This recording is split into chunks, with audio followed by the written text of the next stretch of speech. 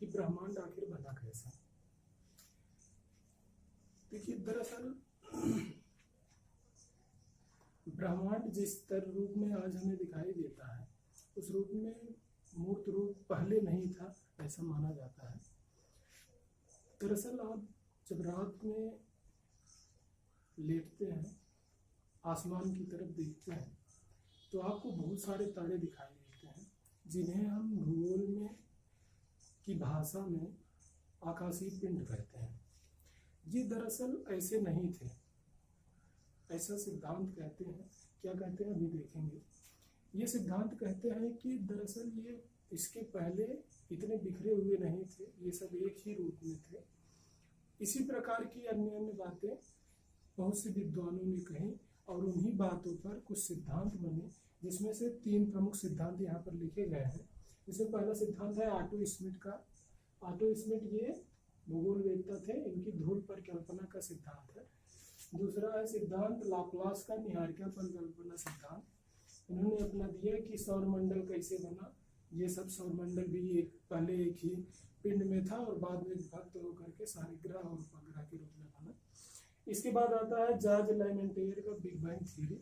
ये बहुत ही प्रामाणिक है और इस समय लगभग इसी को ज़्यादा पढ़ा जाता है, क्योंकि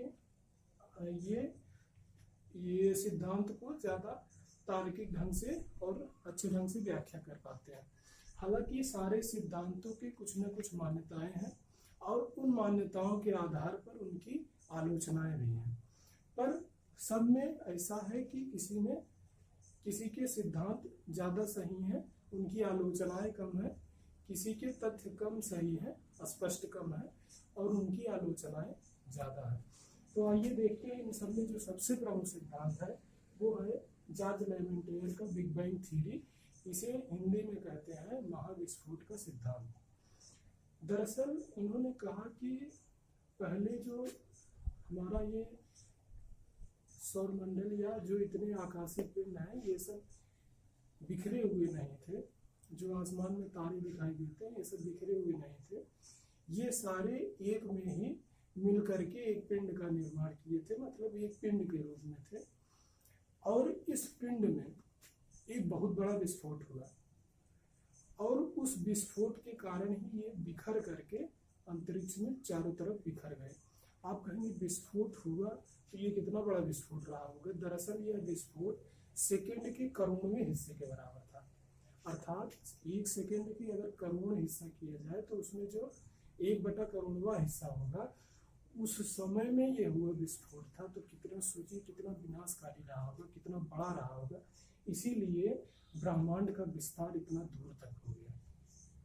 खैर जो भी है, इन्होंने ऐसा माना है और इन्होंने ये भी कहा कि इसके आधार पर कि ये उससे जो निर्माण हुआ गैलेक्सियों का, ये गैलेक्सियां भी लगातार एक दूसरे से दूर जा रही हैं और उनका लगातार विस्तार हो रहा है। आइए देखते हैं इसके आगे कि गैलेक्सी की। आइए अब देखते हैं आकाशगंगा को। आकाशगंगा दरअसल तारों का एक बहुत बड़ा समूह होता है, जिसमें एक केंद्र होता है और उसके चारों तरफ लाखों तारे एक समूह में उसके केंद्र का चक्कर लगाते हैं। इसी चीज को यहाँ पर समझाया गया है कि ये केंद्र को इसके बल्ज कहते हैं और इसके चारों तरफ तारों का एक लाखों अरबों तारों का समूह इस केंद्र के चारों तरफ चक्कर लगाता है। ये जो तारे होते हैं, इनको अगर आप ध्यान से देखेंगे तो इस फिगर से समझ पाएंगे कि ये तारे बाहर गिरे हुए होते हैं, दूर दूर होते हैं, जबकि ये बीच में ज्यादा संख्या में होते हैं। इसी को हम घनत्व कहते हैं। तो अगर हम ऐसे समझें कि भीतर बाहर की तरफ जो होता है, ये तारे दूर दूर होते हैं, इसलिए इनका घनत्व कम होता है। लेकिन वहीं बीच में देखेंगे तो वहां तारे ज्यादा मात्रा में होता है, इसलिए उनका घनत्व ज्यादा होता है। तो यहाँ पर तारे बाहर की तरफ कम और भीतर की तरफ ज्यादा होते हैं और इसका जो केंद्र होता है, इसी केंद्र को बल्ज कहते हैं और बल्ज के ही चारों तरफ ये तारे समूह में चक्कर लगाते हैं। अब हमारी गैलेक्सी की अगर बात करें तो हमारी गैलेक्सी का नाम मिल्की वे है। अब गैलेक्सी इतनी सारी है, ब्रह्मांड टूटा बिखरा तो बहुत सारी गैलेक्सियां बन गई। अब अपनी गैलेक्सी हम कैसे पहचानेंगे? तो हमारी गैलेक्सी का भी एक नाम रख दिया गया, क्या? मिल्की वे। हमारी गैलेक्सी में जो सूर्य है, सूर्य का एक अपना सौर परिवार है जिसमें 8 ग्रह भी हैं, और सूर्य अपने ग्रहों के साथ ही इन तारों के साथ, क्योंकि सूर्य भी एक तारा है, तो सूर्य अपने ग्रहों के साथ ही इस बल्ज का चक्कर लगाता है, और सूर्य इस बल्ज का चक्कर 25 वर्षों में लगा पाता है। देखिए यहाँ पर लिखा गया, सूर्य ग्रहों के साथ एक चक्कर लगाता है, और यह चक्कर वो किसका लगाता है? तो बल्ज का लगाता है, और यह चक्कर 25 वर्ष में पूर्ण होता है। इसी को ही हम ब्रह्मांड वर्ष कहते हैं। दरअसल ये ब्रह्मांड वर्ष है कि नहीं, ये दूसरी बात हो सकती है। हमारी पहुंच जहां तक है हम उसी को मान लिए। अब हम इतना समझ ही नहीं पा रहे हैं कि भाई गैलेक्सी के बाहर हम ब्रह्मांड तक पहुंच ही नहीं पा रहे हैं, तो ब्रह्मांड का कितना बड़ा वर्ष है उसको हमसे क्या मतलब। हम इतना जान पाए कि हाँ तारे हैं, तारों तक हमारी पहुंच है, तारे जो है वो बल्ज का चक्कर लगा रहे हैं, तो वहां तक हमने इसी को एक ब्रह्मांड वर्ष मान लिया। अब दरअसल अगर हम और आगे हमारी सभ्यता विकसित होगी और हम और आगे ब्रह्मांड का खोज कर पाएंगे, तो शायद ये ब्रह्मांड वर्ष भी बदल जाए, तब ब्रह्मांड जिसका चक्कर लगाता होगा उसको मान लेंगे। तो खैर, अब हमारी गैलेक्सी में जो सूर्य है, सूर्य के बाद सूर्य के सबसे नजदीकी जो तारा है उसका नाम है प्रॉक्सिमा सेंचुरी। प्रॉक्सिमा सेंचुरी सूर्य का सबसे नजदीकी तारा है। और हमारी जो गैलेक्सी है इसके बगल भी एक गैलेक्सी है, वो गैलेक्सी का नाम है एंड्रोमेडा गैलेक्सी। अगर इसको मान लीजिए हमारी मिल्की वे गैलेक्सी, तो इसके बगल में ही आ जाएगा एंड्रोमेडा गैलेक्सी। ये हमारी गैलेक्सी जो है इसकी दूरी तकरीबन, इसका विस्तार जो है वो 1 लाख प्रकाश वर्ष के बराबर है। अब आप कहेंगे प्रकाश वर्ष क्या है? तो प्रकाश वर्ष दरअसल होता है कि एक प्रकाश के द्वारा 1 वर्ष भर में चली गई दूरी को हम प्रकाश वर्ष कहते हैं। तो हमें ये भी तो पता होना चाहिए कि प्रकाश एक प्रकाश की चाल क्या होती है। तो प्रकाश दरअसल 1 सेकंड में 3 लाख किलोमीटर तक चलता है। 1 सेकंड में 3 लाख किलोमीटर। अब अगर आप इसी को पूरा करके देखेंगे तो ये आ जाएगा प्रकाश 1 वर्ष में कितना चलता है।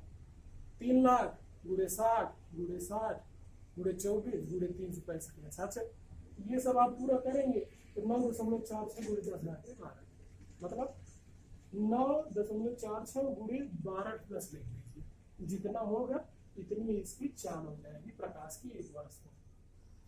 इसी से दरअसल इसको नापा जाता है, क्योंकि इनका विस्तार इतना ज्यादा है कि अगर हम इसको किलोमीटर या मीटर में लिखेंगे तो बहुत लंबा हो जाएगा।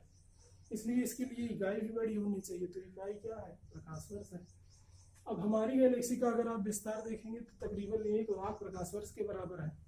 और जबकि हमारे जो बगल में जो एंड्रोमेडा गैलेक्सी है इसका विस्तार 2.5 लाख प्रकाश वर्ष के बराबर है। सोचिए, हमारी गैलेक्सी के तकरीबन 2.5 गुना बड़ा है। तो आप कहेंगे टकरा जाएगा बगल ये होगा, तो नहीं टकराएगा। नहीं, देखिए हमारी जो गैलेक्सी है वो एंड्रोमेडा गैलेक्सी से तकरीबन 15 लाख प्रकाश वर्ष दूर है। सोचिए, 15 लाख प्रकाश वर्ष दूर। हालांकि ये दोनों गैलेक्सी पास आ रही हैं, लेकिन अभी कहाँ टकराएंगी, इतनी दूरी पे है। तब तक तो आपको कई करोड़ों वर्ष तक जिंदा रहना पड़ेगा, जो संभव नहीं है। तो हो सकता है भविष्य में टकराए, लेकिन अभी कोई ऐसी सिचुएशन नहीं है। खैर, अब गैलेक्सी के बाद हम पढ़ते हैं तारों को।